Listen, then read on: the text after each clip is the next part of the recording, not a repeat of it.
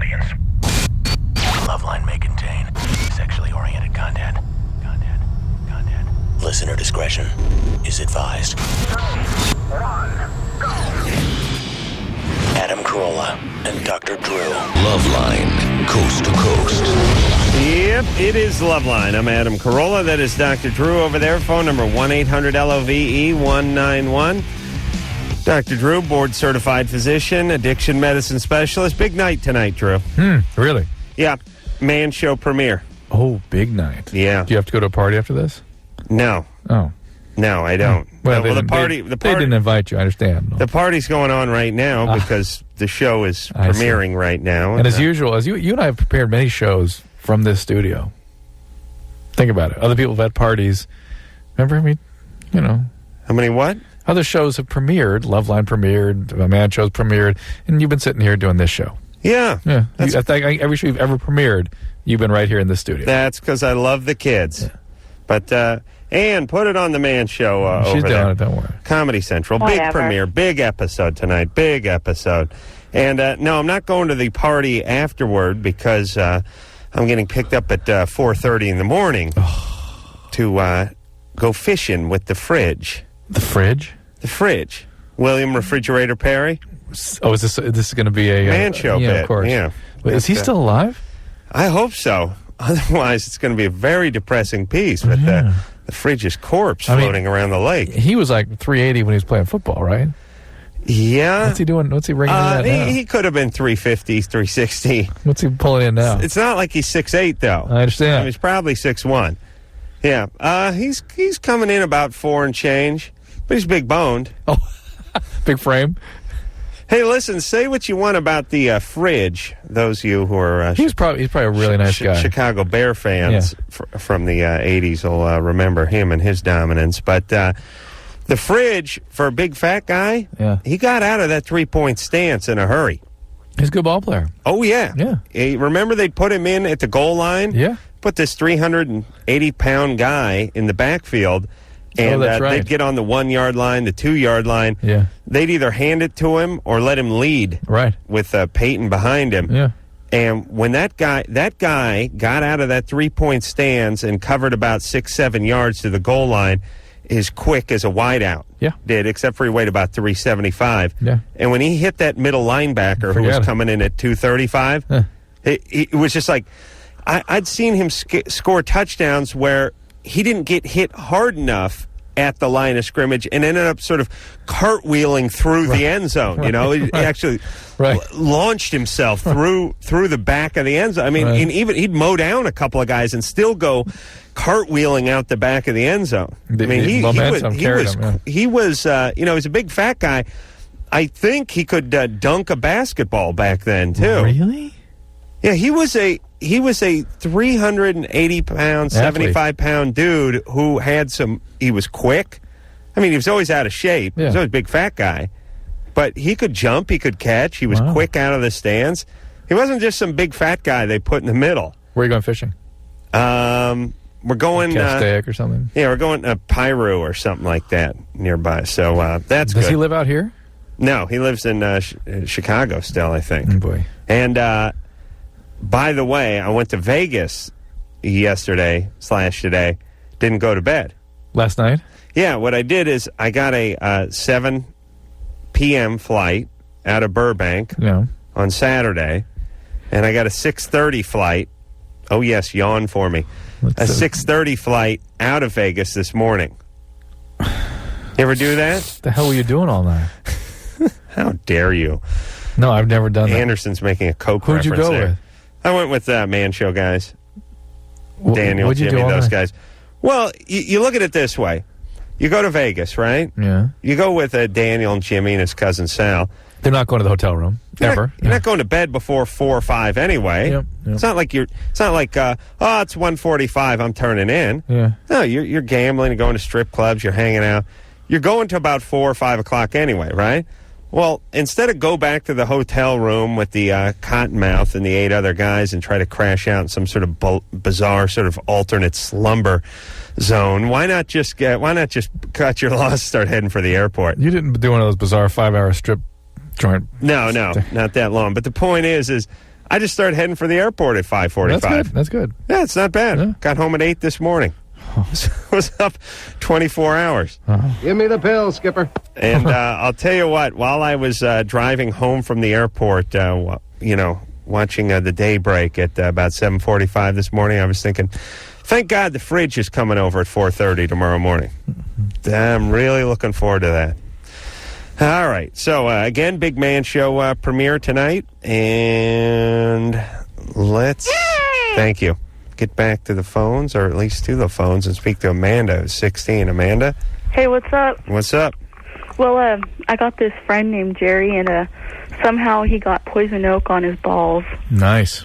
And on his penis. Beautiful. And he was, announcing it, so I was like, I'm going to call and find out what we can do about this, because he thought that he should put an alcohol prep pad on that. No. Oh, yeah. No. We were all sitting around. What's an alcohol prep pad? Like before you get a... Hold on, shut up. Before you get a shot? Yeah. It's like I think we'll put something that burns on something that burns. It's nice. Yeah. Look, he probably has it elsewhere, right? He has it on his face. Yeah, of course. Well, he needs to see someone. There are steroid creams that can help with that, and sometimes steroid shots and pills that have to be used on top of that. Usually when it's on the genitals, which is not that uncommon, because, guys, their hands go there a lot, you know what I mean? Yeah. And so if it's on their hands, it's on their junk.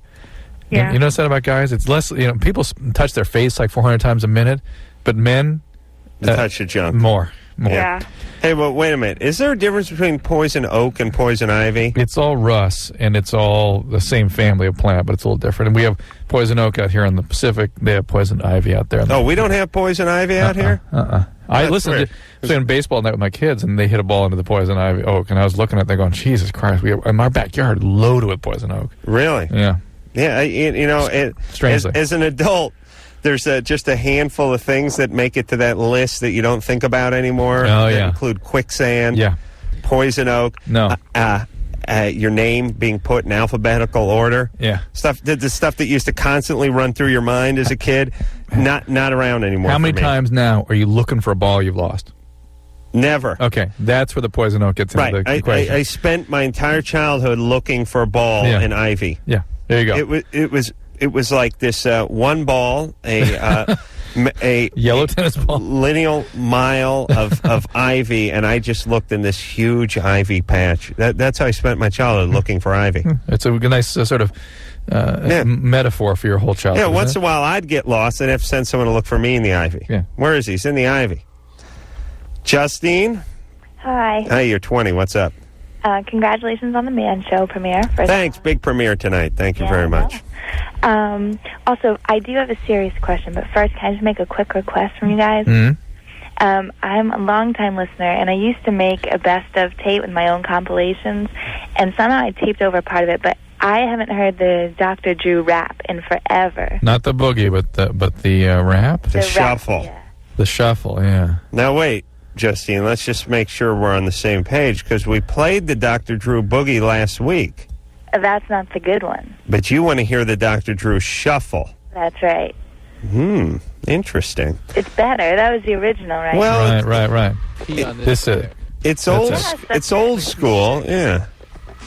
That's good. Will you play the whole thing later? Yeah. All right. We'll play the whole thing later. What about now? Just get it over with. Just get it out of the way, shall we? All right. All right, Gary. Hey, Anderson, can we play the Dr. Drew Shuffle? There you go. Get it over with. Pee on this stick. Makes me sick. Pee on this stick. That horse is his high horse, which used to get out of the barn. Feeling my underwear again. Here's what's going to happen. Asshole. Stuff like this makes me sick. You're fat. Asshole. You're fat. Can I say that? You're fat. You're overweight. I want to be dominated. You're gay. I want to be dominated. You're gay. When I was 19, I ate about 4 boiled peyote buttons and stayed up all night but felt no effect. It's called intimacy. Can I say that? This is not acceptable. Can I say that? You're fat. Pee on this stick. Not acceptable. Boiled peyote button. You're overweight. Not acceptable. Can I say that? Yes, you can. I'm a rapist. Oh, Drew, please, the mic's on now. It has all the classic drops in it. I didn't realize that. Yeah. That you're gay and you're fat and all. Sure. Otherwise, we played the boogie last week, and I realized I'd lost my righteous indignation. Yeah. And I'm trying to regain that. Yeah. I really am. All right. Let's see if we can find it now. Justine, what's your question? Great. Thank you. Okay, my question is this. And by the way, Adam, thanks for talking over that. She specifically wanted to tape it. It was nice of you. I did want to explain and felt compelled to explain what all the horse sounds were, because it's a little bit of a non sequitur. Well, that, and it's also been translated. It's become your high horse. You notice that? My high horse? Anderson, am I right on that? Yeah. You're right. Barely. But it used to be Drew's It high used to be horse, my high which horse. was out of the barn. All right, Justine, go ahead, baby. Okay, so I have this pattern with boyfriends where first of all, I always have a boyfriend. But I've had 3 long-term serious relationships since 11th grade with no breaks in between. They actually overlap. And I don't know, I get attached to these guys emotionally, and like right now I love my boyfriend very much, but I lose interest sexually. Do you feel this is like one of those situations that Woody Allen describes, where you never want to be a member of a club that would have you as a member, that somehow a guy that is sort of succumbs to your overtures is somehow spoiled? No, I don't think it's that. It's just not as exciting. So you're into the longing phase. Right. How about a guy that never succumbs to your overtures? Would that be like somebody you just could not get out of your crosshairs? I don't really go for that as much. Usually I like the flirtation, I like the chase, and then getting it the first time, that's exciting, and then that's it, and then you're over. Okay. Yeah. But what if within the relationship the guy constantly kept you off balance? Yeah. So that phase carried out through the relationship. You never quite knew if he was into you. You're not sure how you stood. Good one day, bad the next. Yeah, in a way that's true, because I get really, really jealous when I don't need to, but that sort of keeps it exciting. It's all bad, right? It's all bad. Okay? Yeah. It's all ways to avoid intimacy. It's all ways to keep it in that state. However you learn to be you, somebody was never giving you what you needed growing up. You know, you're that person who never gets from dad what she needed, basically, or dad died or left or something. Right. What did he do? He's not physically abusive, but just very verbally abusive, very loud, yells and screams all the time, very negative person. Right. And do you tend to go for negative guys, or just guys that No, the guys are the complete opposite. But have you ever gone That's for... why it doesn't last. Yeah, that's why it doesn't last. If you went for a real negative guy, you'd probably... That's the kind of guy Adam was describing. A guy that is not available to you, who's always sort of quasi-abusive to you. Right.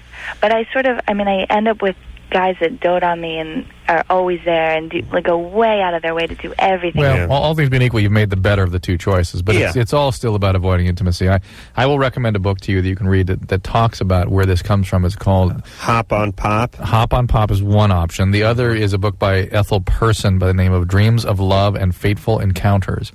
Dreams of Love and Fateful Encounters, you can get it at Amazon. And if that is too complex, Hop on Pop does the trick too. If there's some sort of law that women could not be named Ethel after 1955. Or Gertrude. Yeah, Ethel and Gertrude, gone. Let me tell you, I'd take an Ethel over Brittany. Or what, Drew, you know the young kids' names. What are they now? Jennifer, Brittany, Amy. Oh, really? But Amy and Jennifer. Oh, you mean the real young? The real young. You mean the little kids? Yeah. Oh, sheesh. Well, they must be naming them after whatever pop stars in vogue now, right? Yeah, there's a lot of Britneys. A lot of... Right. You know what I don't like? I don't like it when they name them after writers or playwrights or like Beckett, names like that. I just want to punch the parents, because you pretentious a-holes. I think it's... thank you. There's my high horse. I think it was... There's my righteous indignation. No, what's her name? Melissa Etheridge. What's your name, her daughter's? Her kid's name, her son's name is Beckett. Ugh. Yeah. It always bothers me when people do that. Holden. You know, those kind of names. It bothers them to me. I really like them to just pick 5 or 6 names. They're not racehorses. Stop getting so creative. And what happened with... How come racehorses always have bizarre names, by the way? No horse just named Stu or Bob or anything. It's always crazy stuff. Jeff?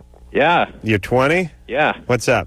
Hey, I work at a porn store, and a lot of times guys bring back their videos all covered in lube and... Oh, this is good times. No, good they times. don't. What? Hold on. That's ridiculous. I used to work at a video store every single time. Anderson? What? Anderson What? worked at a video store? For like 2 years, they'd always come back with slime. Oh, my God. Ectoplasm. Oh, my God. What kind of video store did you work at? Like a little mom and pop place. But they would, they'd have the porn section, Of right? course, yeah. And, Of course. and really, would there really be slime on those things? Yeah, not all of them, but there would be a lot that would. And we found the guy one time and we said, hey, man, don't rent from here anymore because you're returning them with this stuff all over. Oh, that must We have don't been need it. comfortable. Did he look like Adam? He was a big fat guy. Oh. Jesus But Christ. most of the money those places make is in porn, as you know, Adam. Oh, yeah. How dare you? What would they do? What? Does he like transport them in the creases of his fat? Or was it was just he'd pop the thing out with lube still on his hand? He wouldn't realize. He'd give it to us in a little case, and we'd open the case, and there'd be like this stuff from Aliens. You remember that stuff? It was connected to it, and you'd open it up. And it would be like a slime and string. I swear to God. Well, look, that's intentional Yeah, at that that guy was point, messing then, with right? it. Yeah. I don't know. I think he was just a really fat, sloppy guy that didn't think about himself. He's like that. messing. Well, how about your partners, Jeff? Your clients, Jeff? What kind of thing are they doing? Well, Clients. we just, for example, we had Customers? one guy return a video the other night, and it had some lube on it or something, and I checked his videos in, and I had an itch on my eye, actually in the corner of my eye, and I didn't touch my eye, but I ran in the bathroom, washed my hands real good, and then took like a paper towel and sort of itched the inside of my eye. I mean, is that anything really to worry about? I mean, is it? No. Can you catch anything? Well, like that? first thing, these guys have no diseases. They're constantly at home beating off. They're not out catching things. Well, this particular guy returned some gay videos, and I don't know if Relax. that's anything, but Relax. Oh man, what was it called? I don't remember. I don't Come know. on, I don't have a clue. no clue, really? I imagine he wouldn't. You had to restock the thing, didn't you? we just go by the number. Oh, I see. There's numbers on all the videos. Right. Put it back in order. If this is a bogus call, very creative answer. No, yeah, It's no, because he's right. We totally buy it. I buy it. No, smart. And but within the gay section, are there specialty sections? There's like the jailhouse leather gay, Right. And then there's the little pretty 18-year-old gay stuff, and then there's the big burly black dudes, and there Right. are sort of subsections. Right. They have like oral gay and cornhole gay. Yeah, solo. Solo. Yeah. This guy's beating off. Yeah. I did some gay porn in the late 70s. Yeah, but never solo. Hey, you know, how ironic is it that you're just sitting there in front of a TV and there's a guy beating off and you're just beating off? Well, I mean, Like, you might as well just get a mirror, throw away the TV set. Yeah, but you've watched women do that, right? In your little collection. I would not rent the movie that had exclusively that in it. It seemed like it was missing some elements. Right. You know, like a big budget movie with no score to it or something, or subtitles. You know, it'd be missing something for me. Jeff, you're fine. Hey, why don't you get some of that Curel stuff? Yeah, the alcohol-based hand cleaner. Oh, yeah. All right. So there's really nothing to worry about then? Well, yes, wash your hands carefully. That's right, and don't put them up to mucosal surfaces like your eyes, your mouth, just like you did. You're fine. Hey, you know what's weird? If you put something in the VCR and you're beating off and you finish, you don't head right for the VCR, do you? I guess some people aren't just sort of grab it and put it back in the case or something. You know what I mean? Yeah, but then you go mop up and, you know, you do it the next morning. I don't know. Listen, All right. you know how bizarre people are, right? Okay. Think about this. Think about our call. I can no longer rent porn now that people recognize me now. It's ruined. Oh, really? I can't do it. Hey, Adam, what do you? Hey, they know. The people know who I am now. It's humiliating. And it wasn't before. I sit around talking about beating off all night on a radio show, but it's still embarrassing. I had a certain amount of anonymity. What could you rent that doesn't already exist in your bunker? Well, that's another good point. All right, hey, is the Man Show on over there? Are we doing it in a commercial? What do we got going here? It's on there? Yeah, you're standing next to Jimmy with a funny face. All right. What are we in a clinic? Where are we? No, it's like a pink flashing background. Pink flashing background. Relax. Just go to break. Come on. All right, we'll take a little break. Gonna go watch the premiere of The Man Show. We'll be right back. LoveLine. 1-800-LOVE-191. Back in a minute. Doug is Hey, Drew, just screaming right now. Hey, it's LoveLine, everybody. I'm Adam Carolla. It's Dr. Drew over there. Phone number 1-800-LOVE-191. Let's hop back on the phones. Big Man Show premiere tonight, by the way. Yeah, Comedy Central. Yeah. I'm not sure anybody under 18 ought to be watching that. Really? Yeah. You just saw a segment, Drew. I'm over 18. Are you now? Yay! All right. Thank you. Brian? Yeah. You're 22? You know, am I just saying that? A stampede of 17-year-olds just ran to the TV. Great. Unfortunately. Talking. What's up, Brian? I got a question for Dr. Drew. Yeah. I was just wondering if there was any new medicines for, like LSD leftover side effects. Well, it depends what you're having. Are you talking about the mood disturbances, panic? Yeah, kind of paranoia, Yeah. anxiety. Yeah, there is. Things like that. Do you feel still kind of locked into a high a little bit? Like you never came down from a little bit of a... Well, yeah, maybe a little bit, but... How long have you been feeling like this? Like 3 years.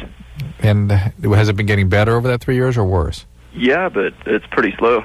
Getting better over the 3 years? Yeah. Yeah, there are, absolutely. I mean, you need to go to a doctor who has some experience in treating this, but... Yeah, I went to a doctor, and he acted like he didn't know what I was talking about. Was it a psychiatrist? Yeah. I told him what it was, and he was like, yeah, that acid should have been out of your system in 3 days. Oh, no. There are chronic neurologic syndromes from LSD. I've seen a number of different syndromes. What you have is something called the locked-in syndrome, which is rather common.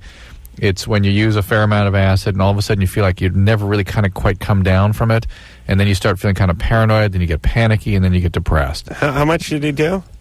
Quite a bit. I don't know, maybe like 100. Oh, yeah. Over a summer and a half. And many of the antidepressant medications will work for this. You need to see a psychiatrist who has some background in what's called addiction medicine or addiction psychiatry. They should know a little bit about this. And there's a lot of stuff that can help with this, so definitely take advantage of that because it is a miserable, disabling condition if you're not careful. Let me give one of my famous automotive analogies and how it would pertain to the brain. And this is true with anything in life. Really anything. If you, and this is what acid is, and what do you expect, by the way? You're out joyriding your brain 100 times. I mean, picture your car. Now, it's fun to head out to an open field and just do donuts in your car. It's fun to, get it going 60, grab the emergency brake, and pull a Starsky and Hutch maneuver. I mean, it's fun to catch a little air when you're going over the train tracks and stuff once in a while. And I used to when it would rain, I'd take the car, go to the Gelson's parking lot, and do some donuts and stuff. It was all great. The problem is your car wears out a little faster. You can screw things up. You might get lucky and take it out a couple of times and have no problems. Or you may catch a rut or something and tweak the whole A-frame. Yeah, and do you know what I'm saying? And there's a certain amount of inevitability in that. The more you take it out, the higher the chances you're going to tweak it. But here's what I'm saying about your brain, kiddies. I like to go out and take my brain for a spin every once in a while. Just like I like to take my car for a little hot rod every once in a while. But you do it all the time, and you do it irresponsibly, and you do it crazy, and you're going to break it. And the difference between the car and your brain is, the car you can at least sell and get a new one. Brain, that's it. I mean, what he did with his brain was he took it out and did donuts in the mud with it 100 times, and now he's wondering why the thing pulls a little to the right. Yeah, people don't understand their brain is them.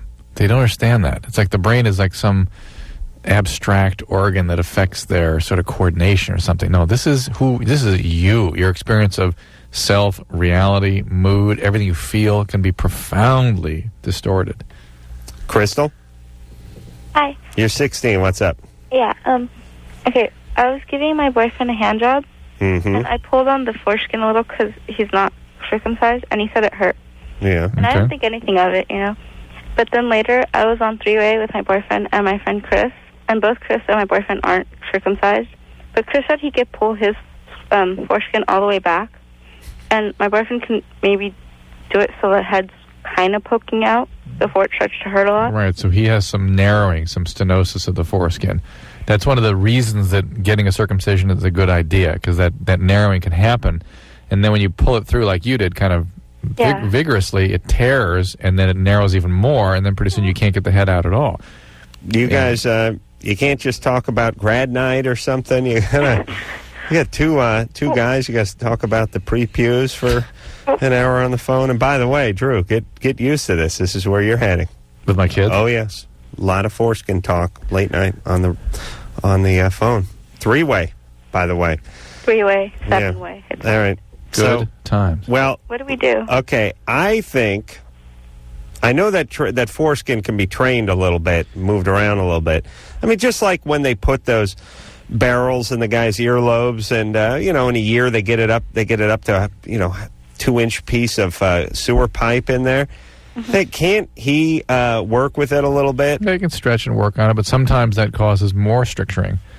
Really? More narrowing. Tell me he's got to work with it a little. If it really bugs him, get a circumcision. Yeah, but he might as well work with it a little bit first. And Drew, is there anything you can put on it that would help make it more supple? Not that I'm aware of.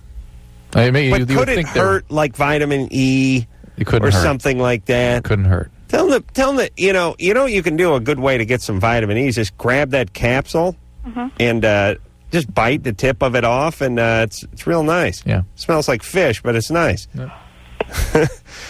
Yeah, don't put any on you. It's going to confuse him. But put a little on there and let him work it out. Stretch it out, right, Drew? Yeah. All right, good time. Get some PVC pipe and. That's right.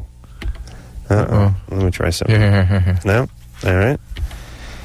James? Yeah. You're 16? Hi, guys. What's up? First of all, I want to say congratulations on the Man Show. The governor of Michigan watches the Man Show. He does? Of Michigan? Uh-huh. Why? He was on a radio show the other day or something. You mean Minnesota?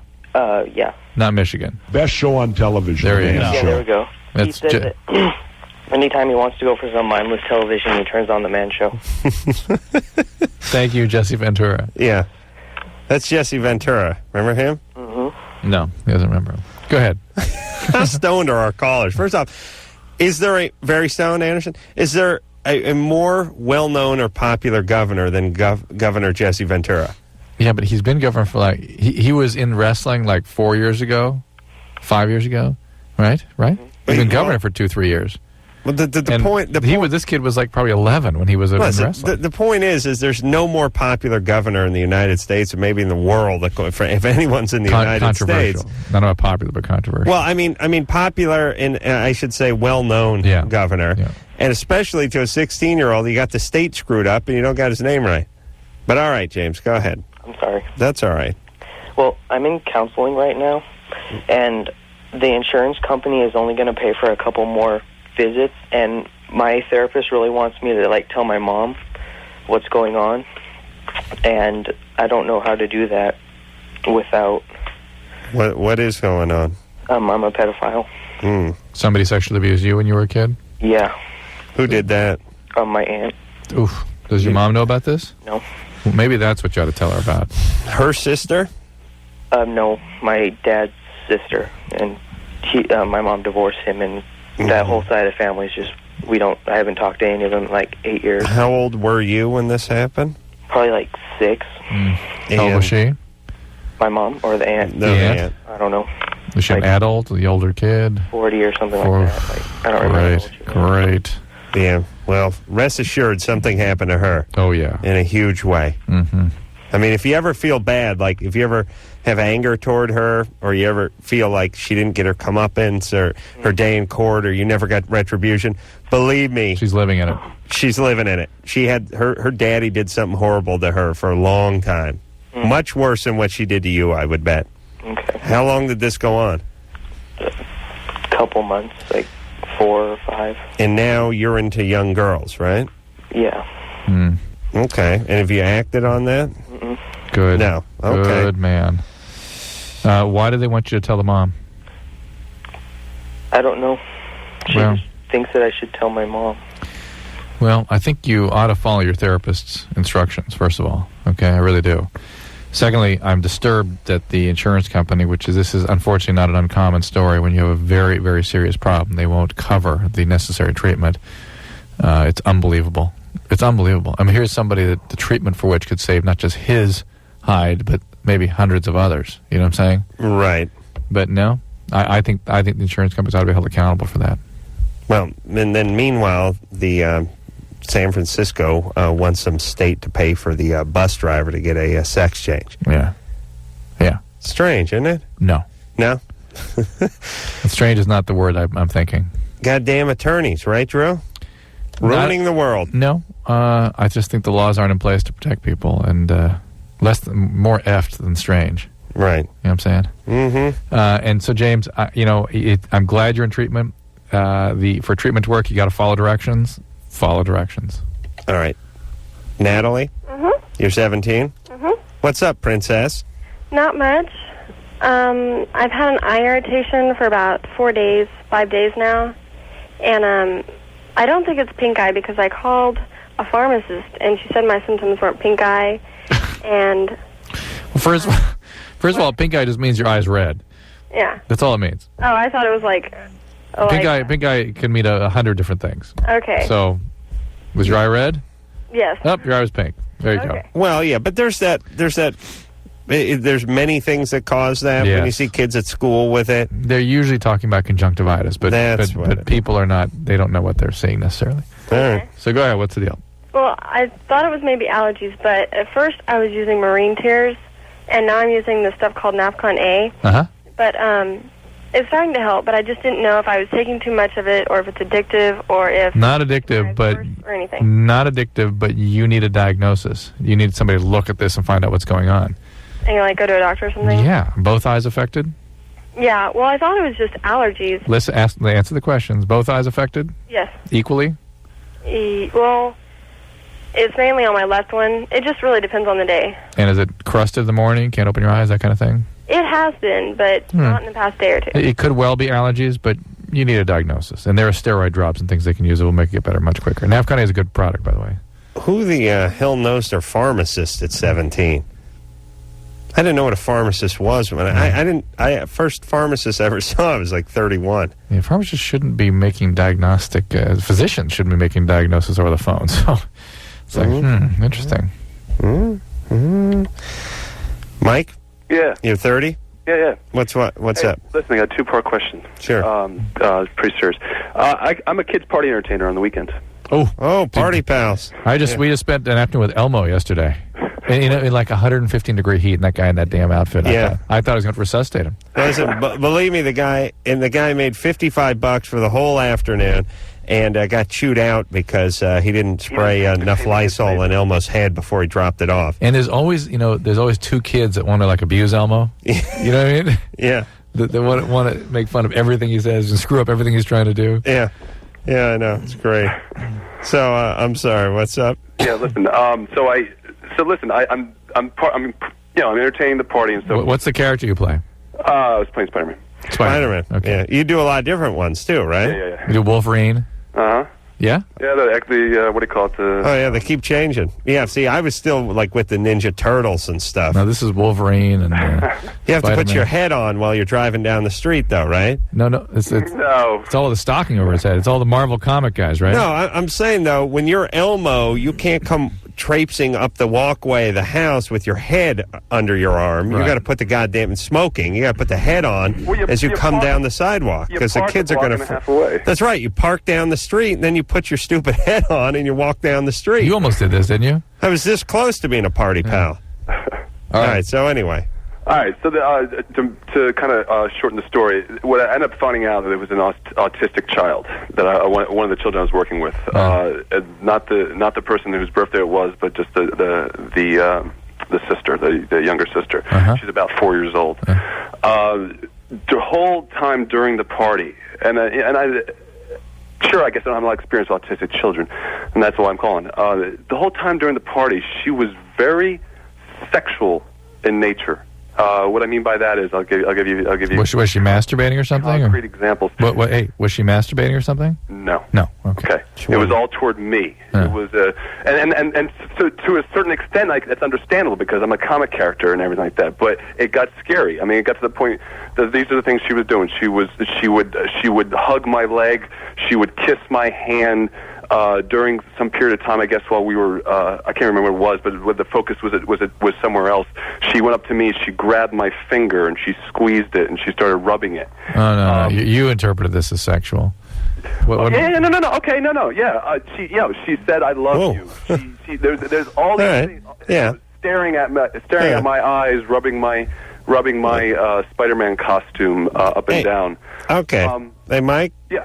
Do you put a couple of tube socks down the front of that thing before you hit the party? What's that? The Spider-Man outfit's a tight outfit, right? Yeah. I put a couple of tube socks down the front there. All right, man. Yeah, I know. I'm serious, just so they don't see the outline of your penis. You ever see that weird thing where you see the guy's penis showing through his thing? Better just have a nice bulge. All right, well, hey, what about, okay, all right, I'm putting him on hold because he's a crazy actor.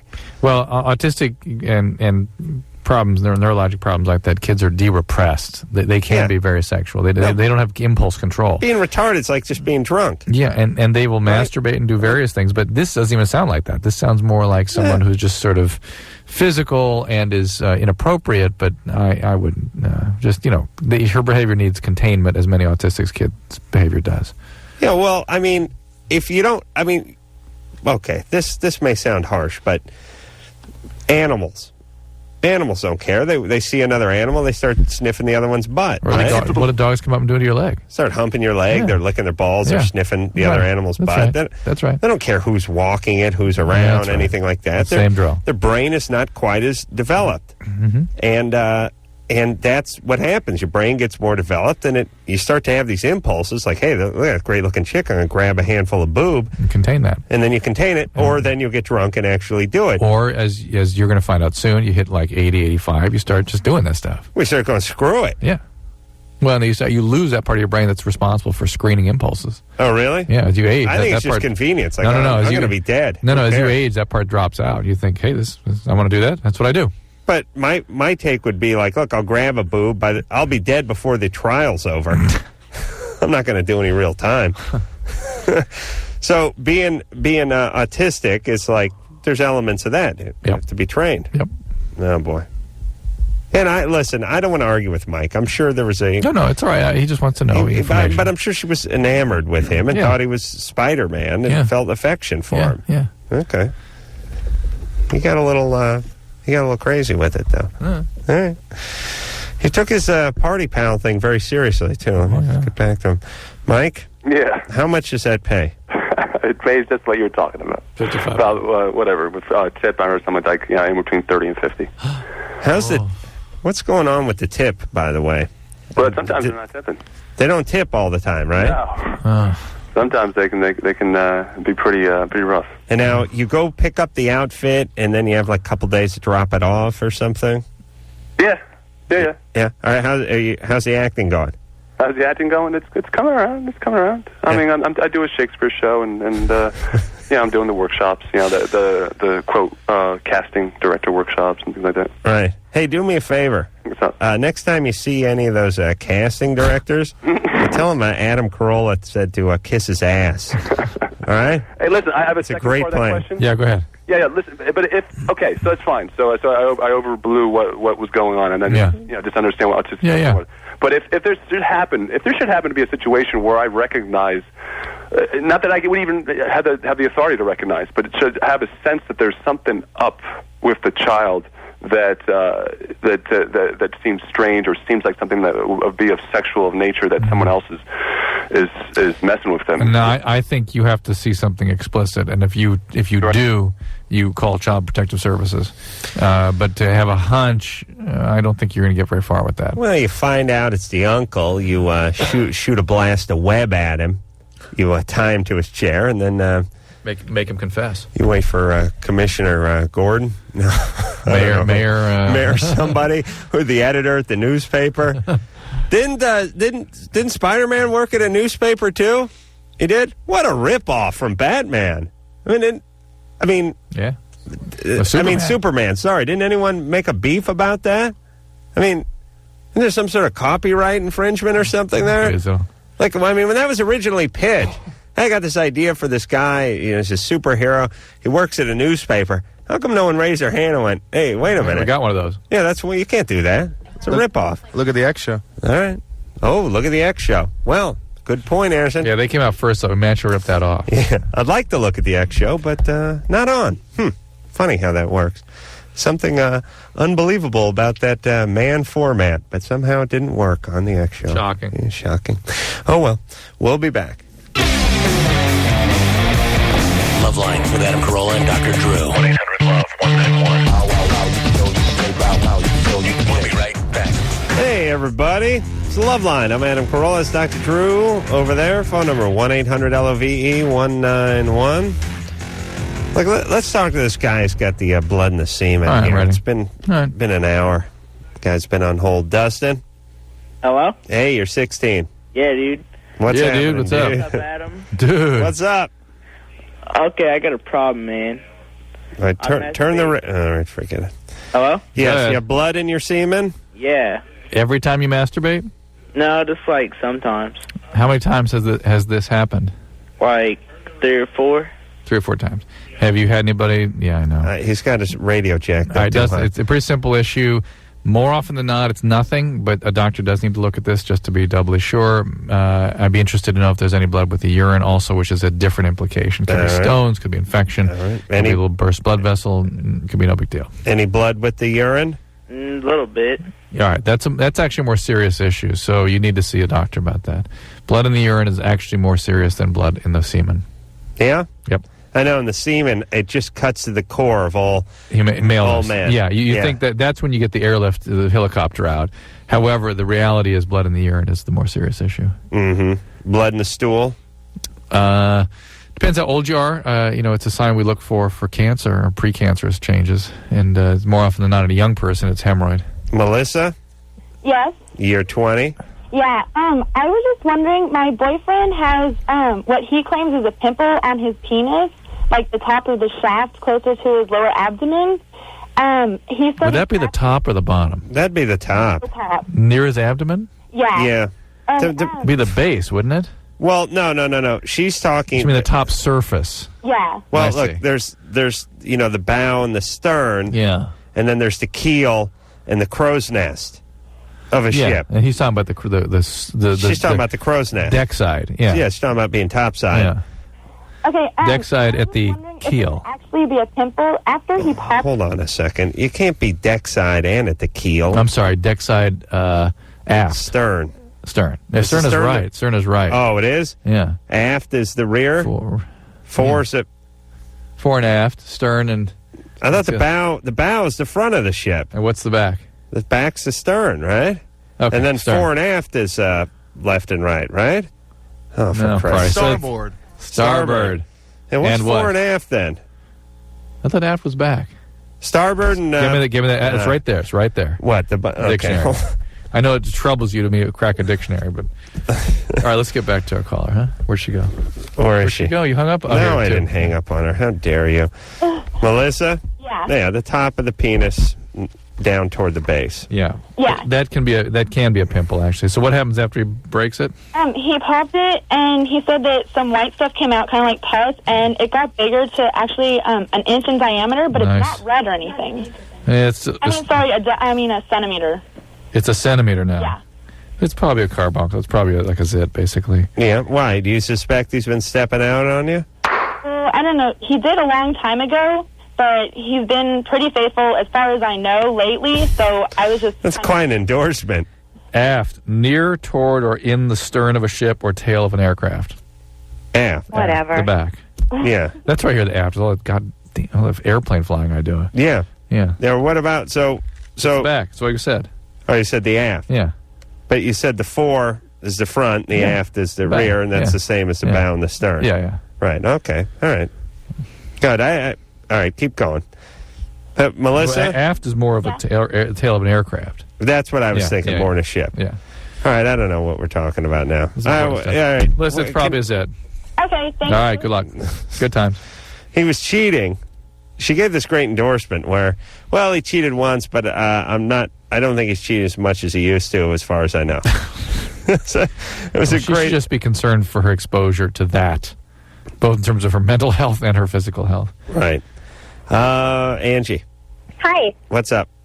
Well, I have a question for you guys. What do you think about, I'm in a relationship, and he constantly is questioning me. He's controlling, and I wanted to know if you think that's projection, or you think it could be insecurity. You mean you wondering if he's the cheater? If he's right. Wow. If he's projecting his guilt or whatever that might be. Well, it depends what kind of guy he is. Yeah. If he's an aggressive guy, he's cheating.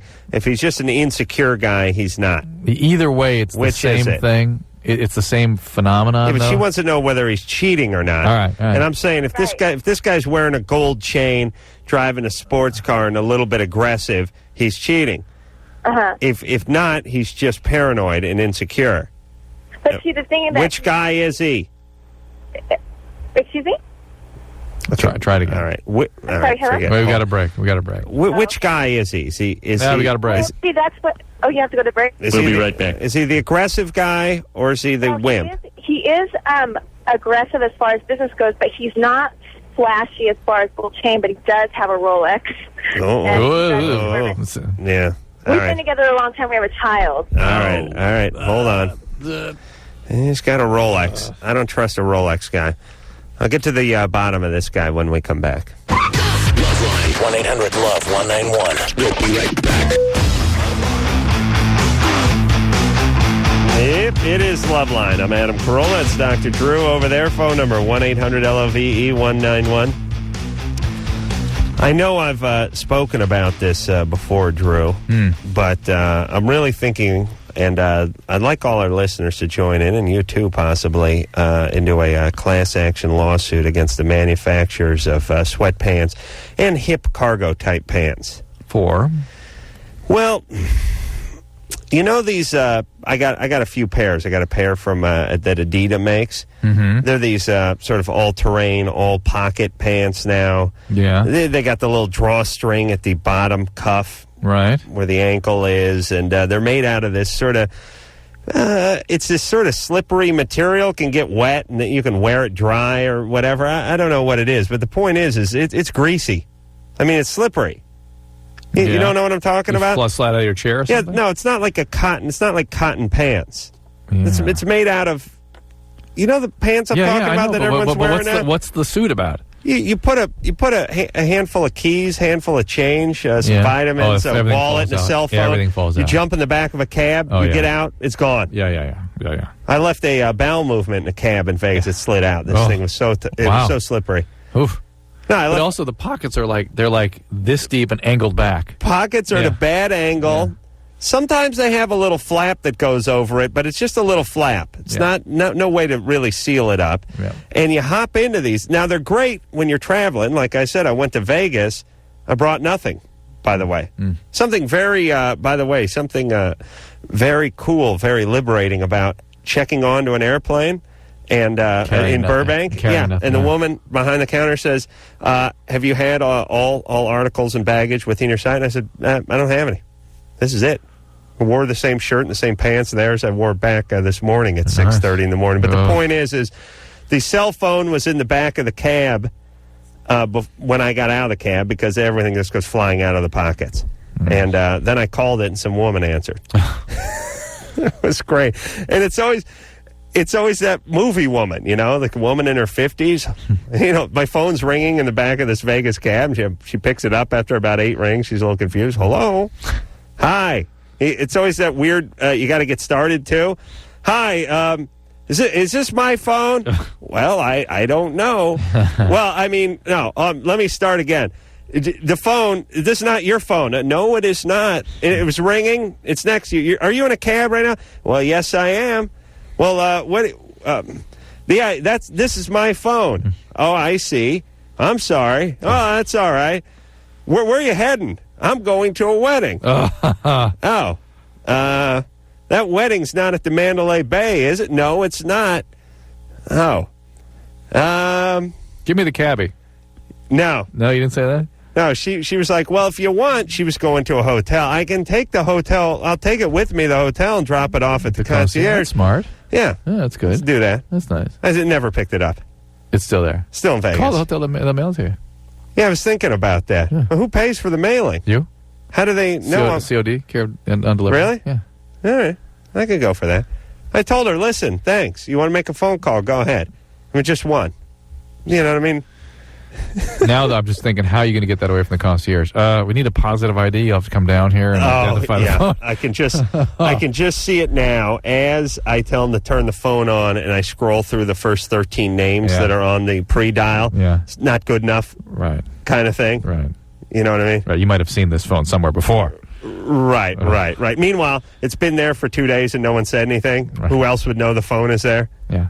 However, they're going to have to dig it out of some pile of phones, probably. Oh, my God. All I'm saying is in the last couple years, 3-4 years, the sweatpants, the parachute pants, these all-terrain pants have been all the rage with the big baggy pockets. Everyone's got the cell phones and the pagers and the what have you now.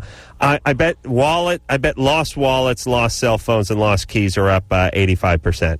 I really do. They got to be spilling out all over the place. Every night I wear sweatpants to this show, and every night I stand up when we're done and I look down underneath me and collect my keys and whatever else spilled out onto the floor.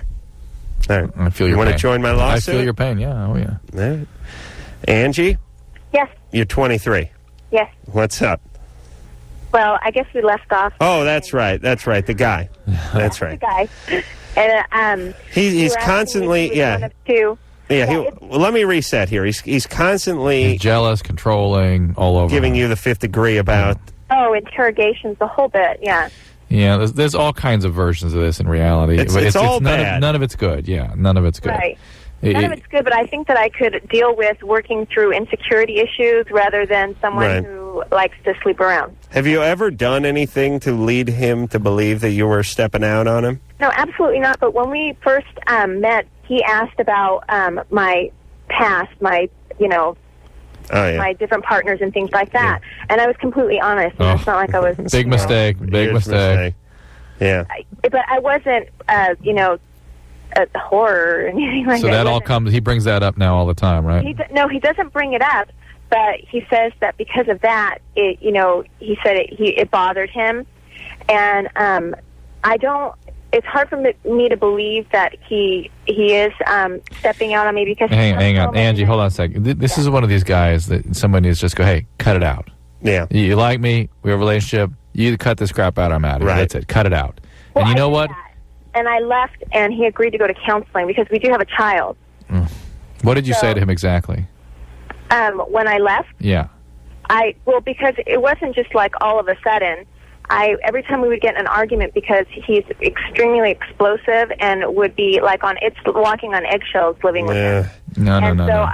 This is a much more serious global issue than him being jealous or obsessing about your previous exploits. Yeah. He's got an anger management He's problem. got some stuff. Guy. He has got some personality, some stuff going on here. Is he an addict? Definitely. Is he an alcoholic? He is an alcoholic. Yeah, okay. So, that first and foremost needs to be dealt with. And you're wasting your time. You need to go to some Al-Anon. Angie, you just sort of ring through with codependency here. You got to get a sponsor, work the steps, and all of a sudden, all this stuff you're obsessing about will magically not seem so important. Yeah, really? Yes. Listen, on behalf of your child, for Christ's sake. And the only chance you have... I started counseling for myself. Well, go to Al-Anon. He agreed to go with. And, No. You take care of yourself. If you go to Al-Anon, you get counseling. That's the only hope you have of him making change. Yes, my righteous indignation is back. Thank you. And if you are successful in making some progress and growing, he will feel like you're sort of out of his grips, and that's really when he's going to freak out, when you see this emptiness for what it is, this straw dog. I'm afraid because he's already freaking out. Hey, look, that's when he's going to do something because he knows he has to, because you, in fact, will not put up with this anymore, and you will leave. And that's when he has a chance of getting better. In the meantime, do not worry about him. Worry about yourself. And your kid. Right, definitely. What's this guy? Hold on. This guy in sales or real estate? Oh, how did you guess. You're so good. What is it? Both. He's in sales. He's the owner of his own company, and he's extremely aggressive, extremely competitive. Yeah. He makes a good living, but he's emotionally inept. I don't know what. I know. He's an alcoholic. Look, he's an alcoholic, and that needs to be dealt with. And you're a raging codependent, we call that, and you need to deal with that. That might wake him up. Yeah, and please, on behalf of the kid, and on my behalf, so I don't have to deal with the outcome of this kid who's a mess growing up. Oh, do I hate these salesmen. They all have something wrong with them. Listen, ladies, listen to me. If you start dating a guy and he's in some form of sales, run the other way. Oh, come on now. Run the other way. It's unfair. All dicks. They're really idiots. Listen, have you met a guy who's in sales that had an actual ounce of his own personality? Yes. No, you have not. Yes, I have. No, you've met a very good salesman who's led you to believe he's not a colossal prick.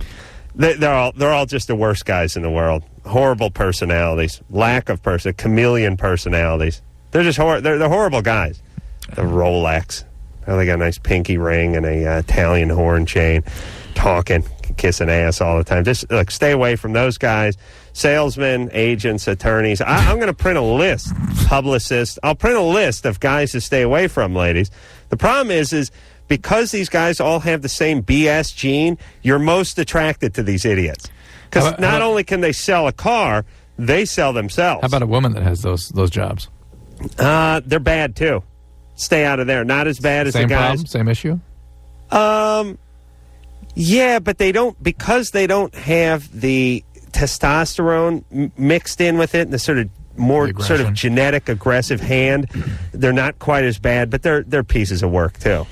You got from female agents, female publicists, female attorneys, female sales, they're all a mess. Stay out of there, everybody. Don't date those people. Punish them. They need to be punished. You don't get all agents and managers and attorneys and publicists and salesmen. They should just not get laid. Straighten them out. God. Smoke them out. Oh my God. They're a-holes, all of them. They do nothing. Relax. Please look in the mirror, you people. Alan. Yes. Thank you. What's going on? Thanks for getting me on. Yeah, in the midst of that tirade. Go ahead. Your show. Yeah, what's up? I'm concerned about the structure of the cartilage in my nose from doing blow. Mm-hmm. The right nostril, I haven't been able to sniff through the right nostril very well for like a long time now. Mm-hmm. And I'm wondering if it'll go back to where it was before. Well, it depends. What does coke do to that cartilage? Well, originally cocaine was designed as something that you could put on the surface of, say, the nose, and cause that area to be anesthetized. Right. Not only would it numb the area, but it would also constrict the blood vessels and control bleeding. Mm-hmm. And so it was sort of the perfect local anesthetic. You no bleeding, no feeling. And now when you sniff the cocaine into your nose, it still does the same thing in terms of constricting blood vessels, and it constricts them so profoundly that the blood gets cut off to the cartilage, and the cartilage just dissolves. And so you can get the septum between the two nostrils completely dissolves. Yeah, I've said that before, though. What do you need that for? And why not just have one big nostril? And you basically eat away parts of the sinuses. Right. It's a big mess. It's huge mess. About speed? What's that do to your nose? It doesn't do that because it doesn't have those vasoconstrictive properties. It's caustic. It irritates the hell out of them, causes bleeding, but it doesn't cause that same problem. It causes sinusitis, too. But does it regenerate? No. Not at all? No. Well, so if I can't breathe out of my right nostril, because it seems like it's caved into the right nostril. Well, my right nostril. Who knows what's going on? You don't know. You can, most of the time when somebody's doing a lot of blow, you look in there, you can't tell what's going on because there's all kinds of crap caked in there. Yeah. You need to see your nose and throat doctor and let them figure this out and try to treat it. Okay. The whole sinus could be completely occluded. It can be a big, big mess. Really? Yeah. I haven't done it in like 7 months, so. Well, it might need some operative. I told you should have shot it or smoked it, Alan, but you wouldn't listen, would you? That's Smart right. Guy. How long did you do coke? Off and on, like maybe weekly for once or twice a week for like a year. Yeah, that's it, huh? Yeah, nothing too habitual. And you're away from it now, huh? I'm away from it now. I haven't for like 7 months, but I was expected to go back to breathing, but I can't. It feels like I'm stuffed up all the time in the right nostril. Needs to be checked out. All right, ear, nose, and throat guy. Yep. And a lot of these guys have all seen coke damage by now, right? Yeah. Of course. Yeah, so they're experts, right? And he actually, Alan, I don't believe he's an addict. I think he's just an abuser. Right. Yeah, I believe it. All right, let's speak to Johan, who's 16. Johan? Johan? Yeah? All right, what's up?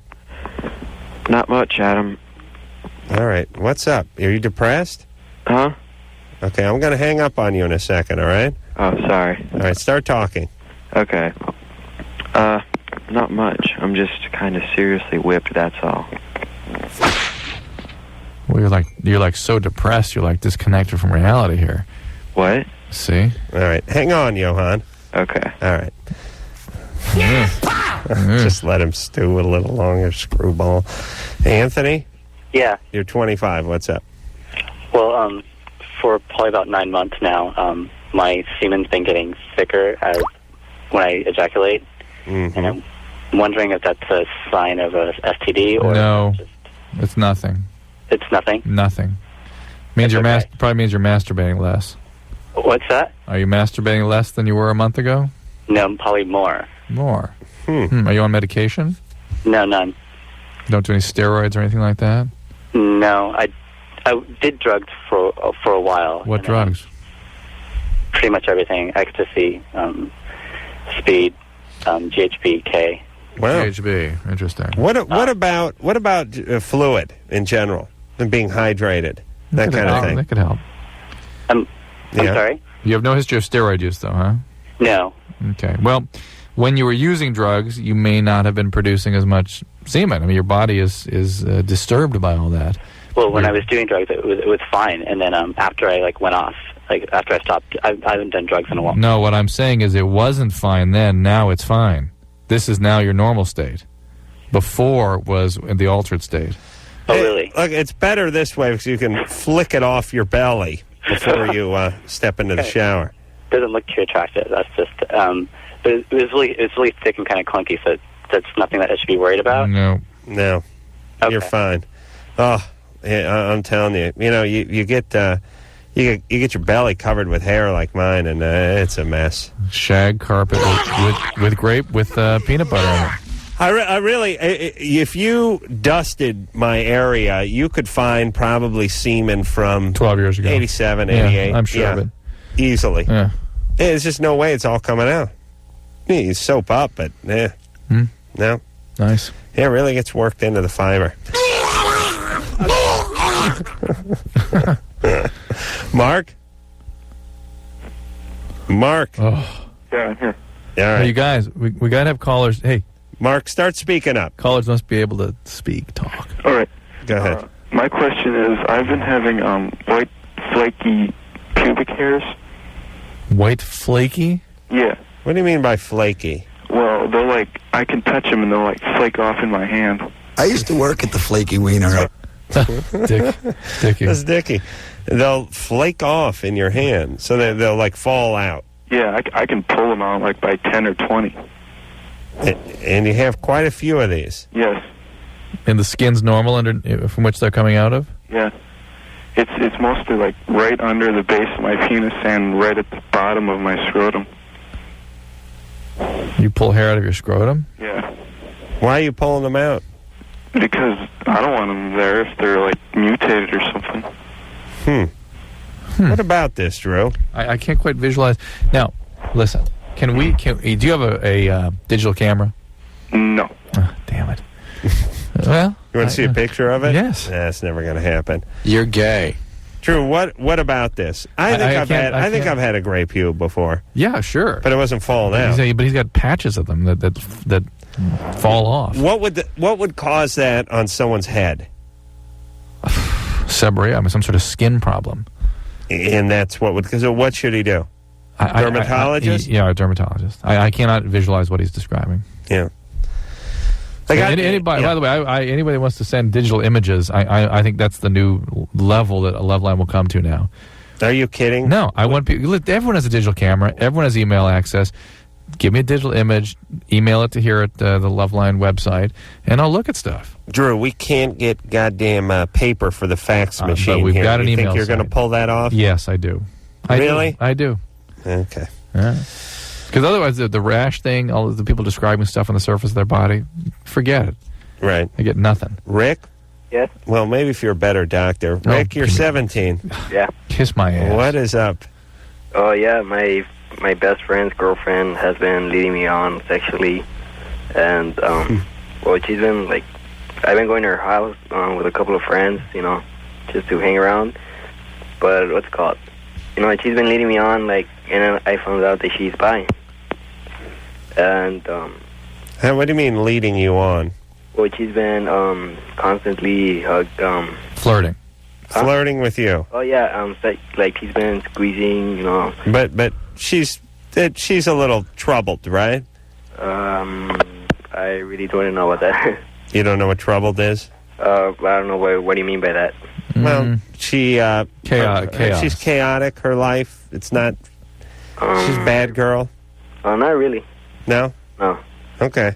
Maybe you're just a bad guy and you don't notice it. But this is your best friend's girl. Yes. All right. So why are you even thinking about it? Oh, I'm not. She's the one that's been leading me on, but I guess I've been starting to like it. You do like it. Yes, to a certain point, yes. Right, sure. It's flattering to have some attention, but you're not going to do anything about it because it's your best friend's girl, right? Oh, yeah. Yeah, why would you even think about it? Well, listen, he's a lonely guy, 17. She's cute. Yeah, She's coming on to him. He's sort of... but he's desperate. He doesn't have a girl of his own. Yeah, but he shouldn't be, putting himself in circumstances where something could happen. He's going to her house. He's All right. letting this go further than it should. Oh, yeah, Rick, and... yeah.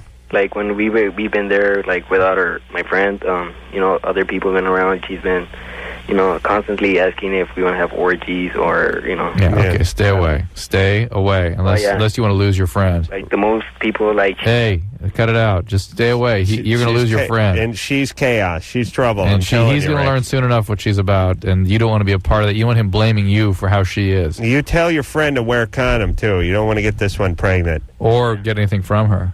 Right, because she's out of control. And Rick is one handy away from not thinking about this girl anymore. Less than a handy. Like one Mickey's Big Mouth. From not thinking about his friend anymore. Well, one handy from someone else. No, he needs a handy from somebody else. I see, okay. Well, I've been there where Rick is, which is you have no female in your life. Nobody likes you. You don't meet anybody. You can't go out and score. You've now made contact. The list of women who you could actually talk to, phone up, hang out with is so short. One person. That anybody who gets on this list outside of the family, and sometimes even inside the family, you're attracted to, right? Yeah. You remember those days? Yeah, neighbors, whatever. Just, so it'd be like, yeah, my sister's best friend and my best friend's girlfriend. I like them both. Mm-hmm. They hang out. They know my name. They talk to me. They come over. They're nice to me. They give me a hug when they come and go. So I'm into both of them. Why? Because proximity. There's nobody else. I don't have a girlfriend, and no one at school likes me. Oof. So Rick needs to do that. And they always mistake it. Yeah. I mean, here's the deal.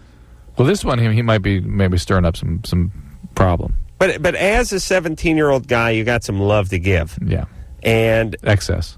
And if you don't have a girlfriend or a couple of chicks you're dating from school or whatever, then your stepsister's going to get it, or your best friend's girlfriend, or the dog, or the beanbag chair. Whoever's around is going to get that love. Or the sheep. All right, let's take ourselves a break, Drew. What do you say? Yeah, I do. Please. We'll be back. Hello? Is this LoveLine? Call 1-800-LOVE-191. Adam and Dr. Drew will be right back. I'm Adam. That is Dr. Drew over there. Phone number 1-800-LOVE-191. Let's talk to Sarah, who's 23. Sarah? Hi. Hey. How are you? Good. What's up? Oh, I'm kind of having some problems, and I was just hoping you could help me out. All right. Uh-oh. What's up with the phone? Where are you calling from? I'm calling from work. Okay. What do you do? I work at a porn store. It's great. What do you? What's the big seller there at the porn store? Oh, probably videos. Mm-hmm. Yeah, I've actually been listening to your show, and the guy who had the thing about the videos, it's actually true.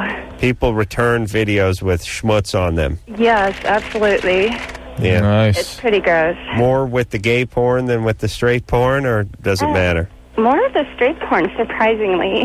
More with the straight.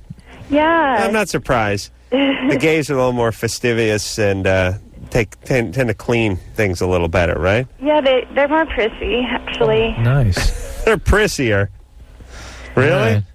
All right. What's your question, Sarah? Okay, I just got into a relationship with a guy. He's 2 years younger than me. And he hadn't had sex in 4 years until I came along. And we finally started to have sex, and everything's going really good, and he's got an erection and everything. Oh, and everything. Great. But there's a You really struck gold with this 19-year-old. And everything. Erection and everything. There's a problem, though. Mhm. Every time we try to put the condom on, he can't sustain his erection. He just goes limp. Falls off, huh? He needs to train, Adam. Yes. How old is he? 21. 22. 22. He's 22. 23. Mm-hmm. Didn't have sex for 4 years. Didn't have sex for 4 years. So he lost his virginity and then had a long dry spell? Yeah, something like that. I think the girl before me kind of ruined him. Right. So his erection is fine, everything looks great, and then he puts the condom on, and as he's putting it on, he has a little too much time to think, and he freaks, right? Yeah. Okay, here's what you need to do. You have access to a lot of condoms where you work, right? Yeah. Why don't you take home a handful of those, throw it to him, tell him to practice beating off, and then stopping and putting the condom on in the middle of it, and then finishing himself off with the condom on. Okay. Oh, yeah. That's how I masturbate on airplanes, by the way. Oh, really? Yes. No muss? Yeah, no muss, right. No fuss, right. Interesting. I don't want to excuse myself to the bathroom. I'm in first class. Oh, you just stay right there in the chair. Well, I feel like, hey, $4,200 in New York? Sure, I could beat something off right here. Sure. All right, but the point is, I don't want to make a mess. I got to get off the plane. I'm on the run. And you don't want to lose that erection. I'm wearing my best sweatpants. Yeah. Right. All right, so Sarah, do that and tell them to start getting used to that. It'll work. Oh. Did you hear my advice? Yeah. When he goes limp, I've given him fellatio. Sure. And he goes erect again, but then I'll try to put the condom on again, and he still goes limp. She's not listening to you. She's not listening. No, I think, let me get her to... Sarah? Yeah. So just tell him what I told you to do, which is what? To beat off. No. To beat off. Nobody's listening. Sarah? Yes. First, you're 23. You're working at a porn store. What went wrong?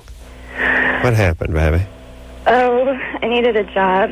I see. All right. Yeah. But part of being stupid is not only doing stupid things, but it's ignoring advice from people who aren't stupid, like myself. You see what I'm saying, Sarah? Yeah. Now I told you what to do. And you didn't hear any of it. You didn't hear any of it, did you? I did. Well, what should you do then? Just hand him a thing full of condoms and just kind of hope for the best. Okay. Wow. Wow. How could you have gotten that from what you said? Hey, Drew. That's incredible. Look. That is incredible to me. Drew, I say this every week, and I know it doesn't win me any fans, but some people are stupid. Listen, you know how some people are smart?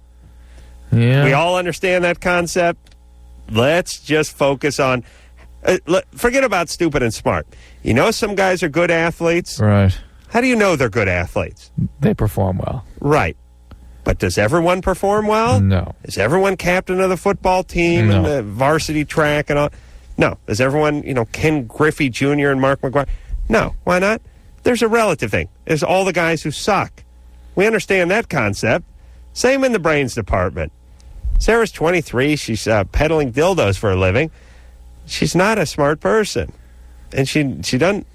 Part of being dumb is not listening that well. That not listening piece is phenomenal to me. Okay, but she is working at a store. It's one thing if you were trying to describe how to solve the Schrodinger equation to her and she couldn't get it. Right. But not understanding a couple of basic sentences, not hearing. To be... Basic instruction. To be fair, Somebody could have, went in and tried to buy, the Badger or the Widowmaker or something like that, some big dildo. She could have been distracted with a big sale. All right, so give it to her now. Bring the condoms to him. Tell him to practice putting the condoms on. By himself. Drilling. While he's masturbating. Right. So that his penis can actually get used to it. So he can get used to putting the condom on without losing the erection alone. Right. And finishing. Right. And then he can get to the point where he's doing that with you present. There you go. I'm telling you, as a society, we stress this for everything. We want our students to study and rehearse. We want musical instruments, constant rehearsal. Whatever you want to be in life, whether it's an airplane pilot or attorney or physician, it's all rehearse, work, repetitive stuff, right? Why does no one bring this up with the condom in the erection? So put them on while they're hard. Get your penis used to it. Put them on while they're hard. Get them while they're hard. There you go. Martin? Hey, what's up? You're 19. First time caller. Just want to say I like you guys' show. Thanks. Just a question for you, Adam. Why you got to rip on salespeople? No, they're horrible. That's why. Salespeople aren't horrible. Yes. Now, look, I'm not talking about this schmuck who stands behind the register at the bookstore. That's not a sales guy. Well, I sell computers. Yeah. I work at a major electronics chain. Yeah. It's not like I'm selling cars, Nah, I know. You guys are pretty bad. You guys are bad. You guys are the guys who push the warranty. No, we just offer it. You offer it. No, you push that warranty pretty good, right? No, just offered it. If customer says no, then no big deal. All right. Well, and you're not going to last in this business. What about the community college? No. Oh yeah, community college and sales. That's 2 strikes right there. That's horrible. But look, if you're using the community college to try to get out of sales, I'll accept it. Oh, really? Yes. Oh, wow. Temporarily. Temporarily. For community college. And I got to tell you this. When I'm in charge of the junior college program in the United States, I will clean house every 3 years. No one's allowed to stay longer than 3 years. That's right. I will walk up and down the corridors and go, look, old timer, I saw you playing hacky sack when you were 15 in these halls. Now I see you in here with your kids driving a minivan. Get the hell out of here. Clear out. That's what I'm going to do. Clear out. You got 3 years to get a 2-year education. That's fine. That's like having 6 years to get a 4-year. Am I right? You're right. And so you figure Martin's not a salesman. All right. Not anyway, hard, right? Right. You figure Martin's not a true salesman. I don't know. I don't know. Salespeople, lie through their teeth like everybody thinks. I mean, some people are there. Some people just come in and know what they want. They want to buy it. We just ring it up. All right, but again, I would argue that is not really a salesman. It's a sort of sales clerk. But then also there's the people that don't know what they want. We got to spend an hour, help them out, find what they need. Also, too, there's somebody that... All right, Martin, you make a very compelling yet boring case. Let me amend what I was saying. When I was talking about sales guys who sell stuff, I'm not talking about the 19-year-old who works at the Good Guys, who stands by the Yamaha cassette players and the VCR and just stands there and basically points stuff out. No commission and no nothing. It's like saying it's like if I'm working for Greenpeace and I'm some vegan and I got a problem with the kid who works at McDonald's. Right. That's not who he's just working there. He's trying to make his nut so he can go on to something else. That's not what I'm talking about. I'm talking about the career guy. The professional salesman. The guy's been selling cars for 25 years. That guy. You know the guy I'm talking about. Not the 19-year-old who stands around the computer. And by the way, if they could get rid of you guys, they would. And they're this close to doing it. You know what I mean? That's not really a salesman. You're not cut in for a taste. Right. All right. Anyway, he makes a horrible point because he has nothing. He's not who I was talking about. All right, let's talk to Gigi. Hey, what's going on? And couldn't have been a salesman because of his boring affect. He had no personality. Go ahead, Gigi. Hi, Adam. I think your wit is absolutely genuine. You're like a Simpsons character. But anyway, whoa! I just want to know about like sex addiction because last week, Drew, you told the rest of the world that 75% of addicts recovering or out there using are sex addicts. So I want to know a brief, vague description of what it is because I want to know. A brief, vague description? Yeah. That... For a recovering person. Well, a recovering person who's still engaging in destructive relationships is not in recovery. Okay. That somebody who's recovery has got a problem with it. Okay. And that may or may not be sexual addiction, but I guarantee you that person is not following the input of their sponsor or their peers. Right. Because I'm sure the peers, anyone that is not following direction is not in a good recovery. Period. If somebody's out there, this sponsor says, hey, that guy, do not get involved in a relationship for 1 year, and you go out and do it anyway, that's a relapse. You may not be using drugs yet, but it's just a matter of time before you will be. That's the nature of recovery. I see that, but...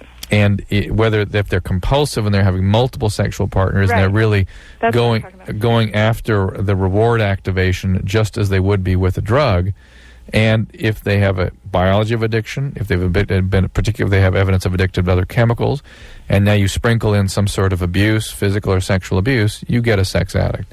That's where that's sort of the recipe for that. Because Anderson just thought I was naive, but yeah, my sister exhibits all those signs. So. All right, but the most important thing here, though, she's supposed to be in recovery. Well, she is in recovery. No, she isn't, because she's not following the direction of her sponsor. No, I don't see that because if it's a separate issue, but it's still an issue. But is she following the direction of her sponsor? Yeah. Well, I don't know, but this is like her. She lies and she. All right, that's not recovery. Right. That is not recovery. Lying is not recovery. It's an honest program of recovery. You're as sick as your secrets and your lies. That's it. That's not recovery. That's somebody who's struggling with their disease, but not in recovery. Hey, Gigi. Yeah. You're 17? Uh-huh. How old's your sister? 32. Yeah, why don't you cut her loose? Cut her? No, I'm not. I just want to know what is wrong with her, so I don't have she's to... an addict. She's an addict, but why don't you... I understand you worrying about her. She's an addict. No, she's a sex addict, and it's like anywhere I go with her, she's, wanting to screw someone, so it's like I need to learn how to deal with that. You need to go to Al-Anon. You go to some kind of codependency recovery. Why? No. It's not the addiction part. It's just like, all of a sudden she's a sex addict. So I just wanted to know if that's what she was. Gigi, now you're not listening to direction. I deal with these people. Listen to me. Yeah. I deal with these starting people. to worry for Gigi. I know, yeah. I deal with these people every day, and I'm telling you, you as a 17-year-old are not going to be able to manage anything with her. No, I'm not trying to. Listen to me. Listen to me. Listen to me. Ooh. You need to go to some form of codependency recovery, some sort of ongoing support for yourself. I told you the righteous indignation was coming back. Yeah. And okay, that's already in the picture. And if you want to get her to some treatment, Delamo down in Torrance has a good sexual addiction treatment program. Yeah. Why is that funny? Hey, Gigi. Yeah. Listen, don't call this show and not listen and laugh and throw your attitude around. I'm not throwing attitude. Yes, you are. You don't even know it. Adam, don't date salespeople. And you're the man of all men. Listen to you. Hey, Screwball. Hey, Screwball. Have fun with your sister, would you? Adam. Have a good time, idiot. Might have used the F word there? I guess you did. Oh, all right. Listen, these people are starting to piss me off, Drew. I really mean it. I've had enough of them. I know. Listen, I feel sorry for Gigi because wherever her sister came from, she came from too. Yeah. That too. And I know she feels like she's got to take care of her sister, but she's 17. Her sister's 32. Let her... steer her to some help and then go do her own thing. Well, but Gigi's angry. The two different pieces of advice that were specific, she becomes hostile and laughs at. Right. You go to Blunt, you get her to Del Amo. Right. Oh, what the hell else is she going to do? Oh, look. As I've said many a time, I would like to help everybody, and there are people who are calling the show who want help, and then there are those who don't. And my thing is if you don't call. That's fine. I wish you the best of luck. Just don't call the show. By the way, if things were easy and simple, you'd already do it yourself. And if it wasn't difficult and hard and confusing, you wouldn't need direction. Right. All right. We'll take a break. I'll see if I can say the F word again. I like that. We'll be back. Unacceptable.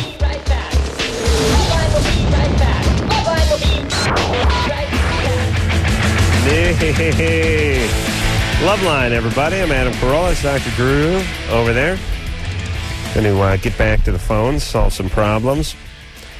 Let me tell you a little something happened to me today, Drew. What? Yeah. This is in Vegas, or? Well, I took as I said at the top of the show, I flew out to Vegas last night about 7:30 in the evening, and then I flew home this morning at 6:30 in the morning.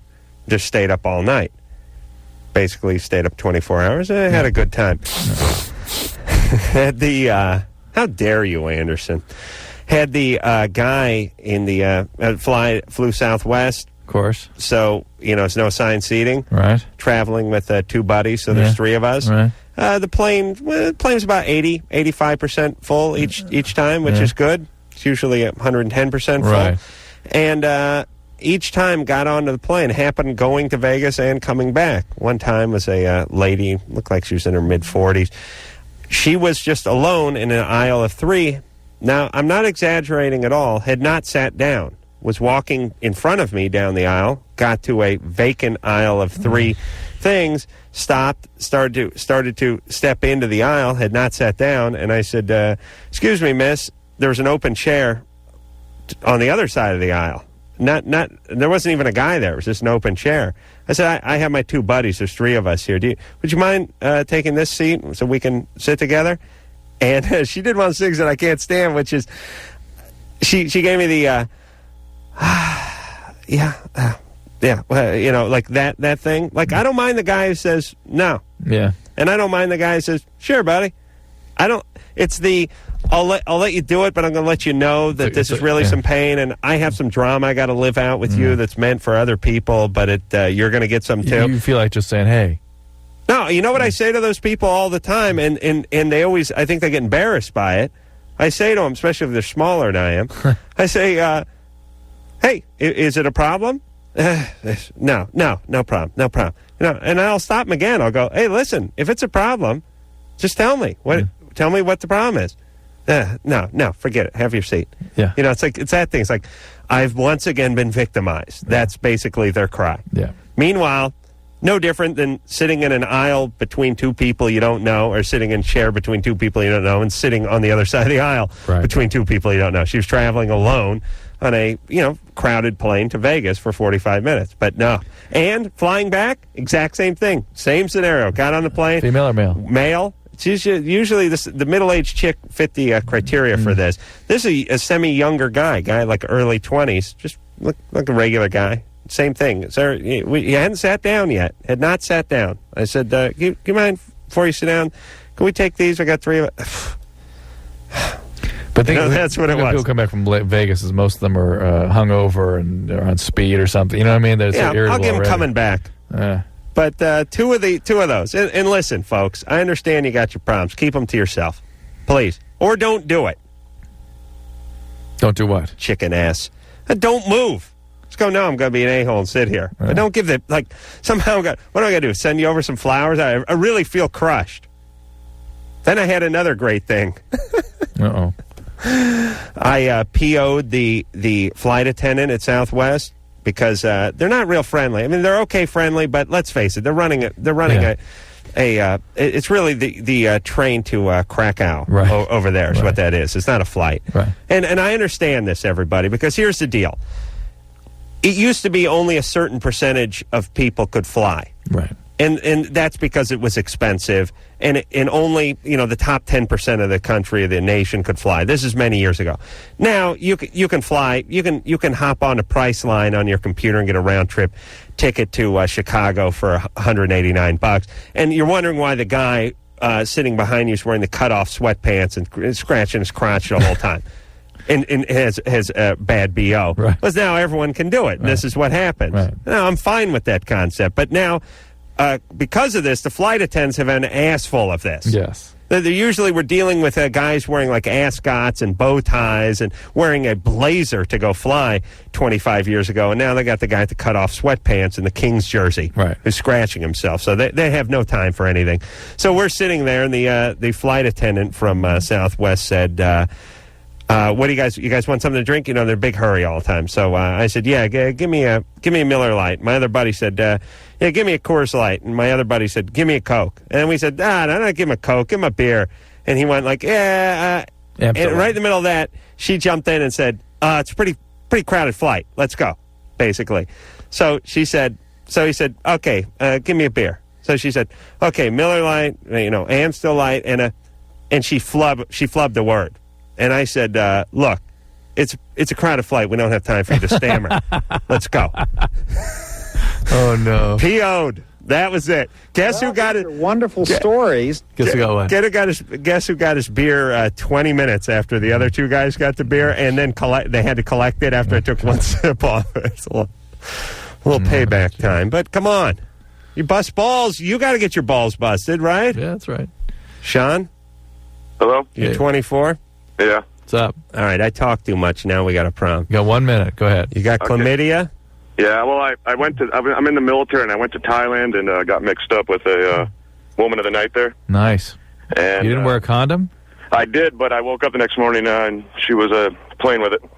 Playing with a condom? No. Penis. Yeah, but and so I started getting symptoms about a week later. Felt like somebody kicked me down there really about as hard as they could. Yeah. And my eyes got very swollen, and I got strep throat and all this other stuff. And they sent me to a doctor there, and he thought that I had it and gave me medications, and none of the medications seemed to work. Thought you had chlamydia. Yeah, and so now I still keep, to this day, like about once a month my eyes get swollen and infected, and I get that pain down there over and over. Oh, how interesting. Well, there is something called Reiter syndrome, which is a recurrent urethral urethritis with eye inflammation. Sometimes, let me ask him this: your heels or back hurt? Does my back hurt? Or your heels, ankles? No, not really. But there is something called Reiter syndrome. You might want to talk to a doctor about that. REITER''S, and sometimes it's kicked off by something like chlamydia. So you got to check that out. We'll be back. Hello, this is your radio. LoveLine will be right back. Well, there you have another fabulous LoveLine episode, safely in the ground. We'll take a little 22-hour break, and then we'll be back with more of the show. Anybody tomorrow night? No. Oh, my God. Just more airplane stories. So until next time, it's Adam Carolla for Dr. Drew saying mahalo. I don't have a girlfriend, and no one at school likes me. This has been LoveLine. The opinions expressed on this show are not necessarily those of the staff, management, sponsors, or this station. The producer for LoveLine is Ann Wilkins Ingle. LoveLine is a presentation of Westwood One Entertainment.